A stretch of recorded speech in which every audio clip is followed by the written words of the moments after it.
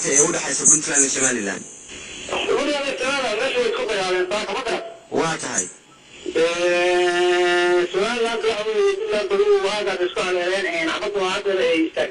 waa tahay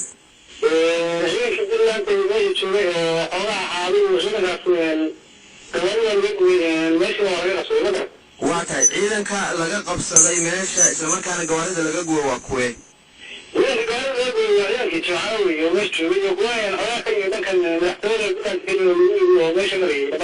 waa tahay xilli may ahayd ama saacad may ahayd markuu dagaalku bilowday waa tahay ciidanka Somaliland ee markaasi deegaanka qabsaday halkay ka yimaadeen oo ay hore ugu sugnaayeen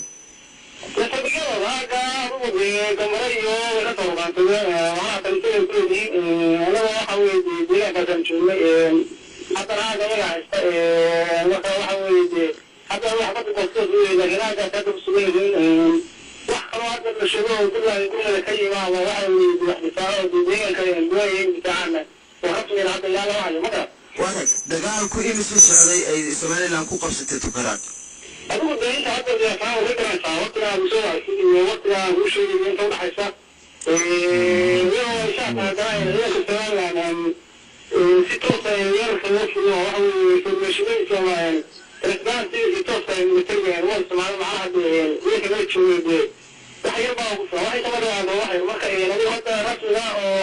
أو هي كسوين هذا فاهم شوية فاهم يعني ولا كتر كي ولا تفرق ولا ودينا ولا دغحا عاده كلام عن الدنيا تفاحيسا dadka ay ku leeyahay wax darmayno hadduu dagaal dhaco khasaare ayaa la filan karaa ma ka warhaysaa khasaare dhimasho iyo dhaawac leh oo dadka rayidka ee deegaanka soo gaaray ama ciidamada isdiriray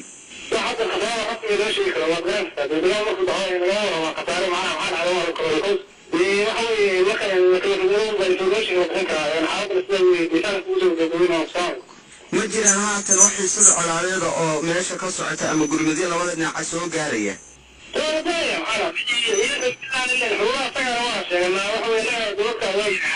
information